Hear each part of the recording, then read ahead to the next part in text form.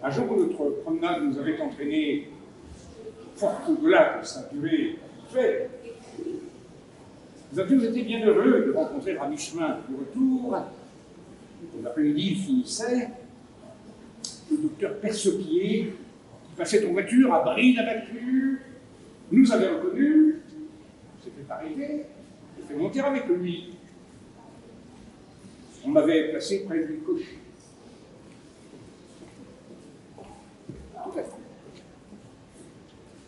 J'éprouvais ce plaisir spécial et qui ne ressemblait à aucun autre à apercevoir les deux clochers de Martainville que le lacet du chemin et les mouvements de notre voiture avaient l'air de faire changer de place.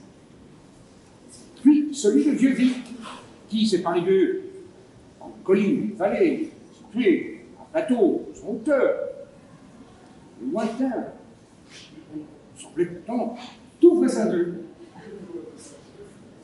Sans me dire que ce qui se cachait derrière ces clochers devait être quelque chose d'analogue à une jolie phrase, parce que c'était sous la forme de mots qui me faisait plaisir. Cela était apparu. Demandant un crayon et du papier de cœur pour soulager ma conscience, malgré les chaos de la voiture, je composais ce petit morceau que j'ai retrouvé depuis et auquel je n'ai pas fait subir que peu de changements. Seul, s'élevant du niveau de la plaine, et comme perdus en haste campagne, montaient vers le ciel les deux clochers de Martainville. Bientôt nous en vîmes trois, venant se placer en face d'eux par une volte hardie, un clocher retardataire les avait rejoints.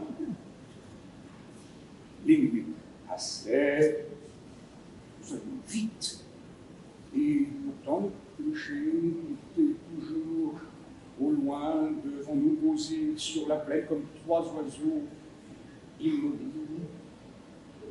Puis le clocher de Vieux-Vic s'écarta, prit ses distances.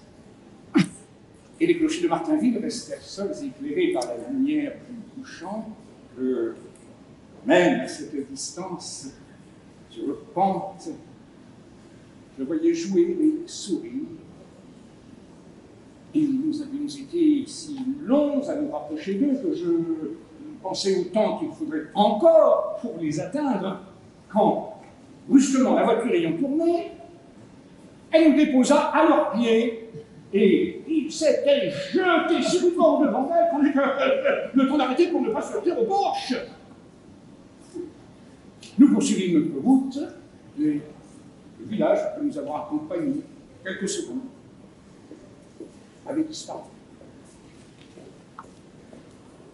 Restés seuls à l'horizon, à nous regarder fuir, ces clochers, et celui de Vieux-Vic agitait en signe d'adieu leurs cils ensoleillés. Mais la route changea de direction. Ils virèrent dans la lumière comme trois pivots d'or. Ils disparurent à mes yeux. Un peu plus tard, quand nous étions déjà près d'ombrage, le soleil étant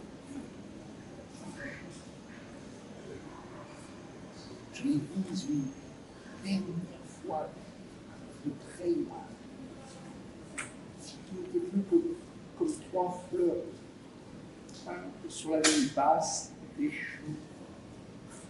Et tandis que nous nous éloignions tout au galop, je les vis timidement chercher leur chemin, et après quelques gauches trébuchements de leur noble silhouette, se serrer les uns contre les autres, glisser l'un derrière l'autre,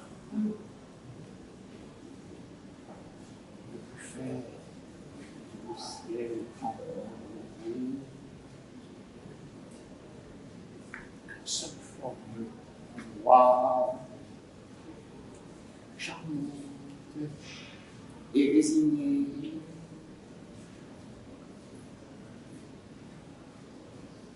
Et c'est facile. Je ne repensais jamais à cette phrase.